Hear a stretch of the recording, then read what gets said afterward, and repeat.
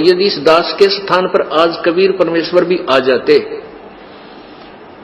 क्योंकि जिस समय कबीर परमेश्वर जिस रूप में आए थे वो तो तुमने देखा नहीं, वर्तमान वाला ने, और वो परमात्मा किस रूप में आए थे ये तो जो हमने चित्र बना है तो हमारा एक अपना इमेजन है, अपना सपोजिशन है, अपना माना हुआ बनाया है। लेकिन वो परमात्मा अब आ जाए तो जिस रूप में वो पहले आया था वो तो तुमने देखा नहीं, और ईब जिसमें आ रहा उसने तुम मानो को नहीं।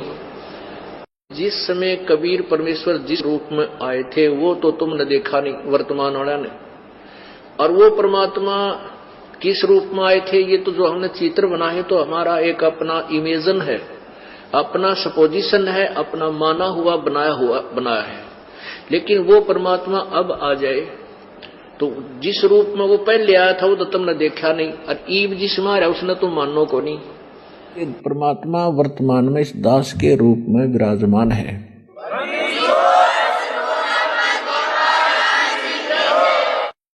ज्ञान का फिर बड़ा सहयोग होगा। और अब तक पिछले जो मैं ज्ञान देख रहा था, तो आज से 600 वर्ष पहले, आज से जब कबीर रूप में वहां धारणक रूप में रहा था, तो वो इन्होंने काल के दूत घुस गए ये 12 पंथों में, इन्होंने उसमें कुछ परिवर्तन कर दिया अपने हिसाब से। जो हम चित्र देखते हैं प्रभु का, ऐसा चित्र नहीं है। वो तो ना जाने कितने स्वरूप है उस मालिक के, वो किसी भी रूप में आकर के अपना ज्ञान बताता है, अपनी प्यारी आत्माओं को अपने चरणों में लगा के भक्ति करवा के सतलोक ले जाता है। परमेश्वर कबीर जी स्वयं आकर के अपनी महिमा आप बताते हैं, और आप ही वो दास बनते हैं, आप ही वो मालिक हैं, कुल सर्जनहार हैं, और स्वयं ही वो तत्वदर्शी संत की भूमिका करने आते हैं, और स्वयं ही वो एक नेक नागरिक होते हैं, स्वयं ही एक नेक शिष्य की भूमिका करते हैं, और स्वयं ही एक वास्तविक दास की भूमिका करते हैं। आज भी हम एक काल्पनिक फोटो के ऊपर आश्रित हो रहे हैं, एक चित्र जो हमारे भगवान का नहीं, और भगवान का भी है तो हमारे किसी काम का नहीं। अगर 650 साल पहले वाला ये चित्र जो हम मानते हैं कि ये कबीर जी की असली फोटो है, तो भी हमारे किस काम की? जब वही कबीर आज साक्षात हमारे सामने प्रकट है, तो उसी परमात्मा की 650 साल पुरानी फोटो हमारे क्या काम की? हम क्यों उस फोटो का जून के महीने में प्रकट दिवस मनाएं? उस फोटो को क्यों हम अपने घर में रखें?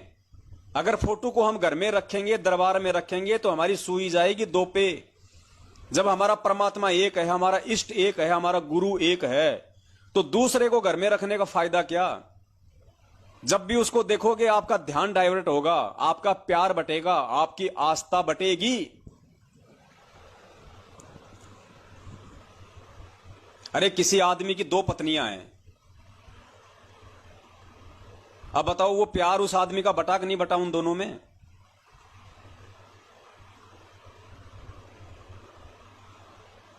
पुण्यात्माओं, इसीलिए परमात्मा बार बार हमें समझाते हैं कि आत्मा का एक पति है, 2 पति नहीं है। और स्पष्ट कर दिया गुरुदेव ने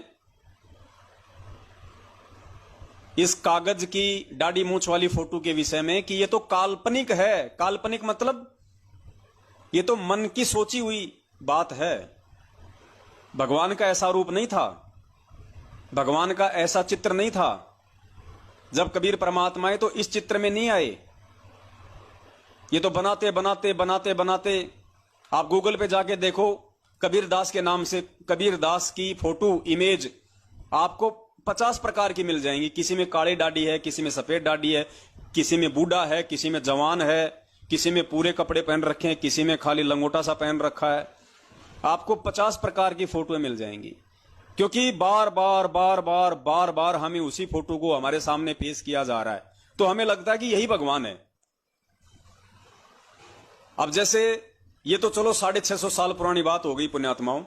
आप लोग रामायण देखते हो, रामायण तो कब बनी है? ये 20-30 साल पहले बनी थी। ये 20-30 साल पहले रामायण बनी है, और 20-30 साल में लोग उस त्रेता युग वाले रामचंद्र जी को तो भूल गए, वो कैसा था कैसा नहीं था। और वर्तमान में जिसने रामायण बनाई है, जो राम जो बना हुआ है, लोग अपने घरों में उसकी फोटो लगाने लग गए। उसको देखते लोगों को याद आ जाता कि राम, श्री राम, भगवान राम। अब बताओ, वो भगवान राम 30 साल पहले वो रामायण बना के आज वो बीड़ी सिगरेट पी रहा होगा, आज वो राजनीति में उतर रहा होगा, आज वो अपने काम धंधे में बिजी होगा। उसके बाद तो पता नहीं उसने कितनी और फिल्में बना दी जिसमें उसने डाकू का रोल भी कर दिया, जिसमें उसने गुंडे का रोल भी कर दिया। जब राम के किरदार के लिए अरुण गोविल ने ऑडिशन दिया तो पहले उन्हें रिजेक्ट कर दिया गया था, क्योंकि अरुण गोविल रामायण सीरियल में आने से पहले सिगरेट पीते थे। इसीलिए डायरेक्टर रामानंद सागर का मानना था कि जो व्यक्ति स्मोकिंग करता है उसे राम का रोल कैसे दिया जा सकता है।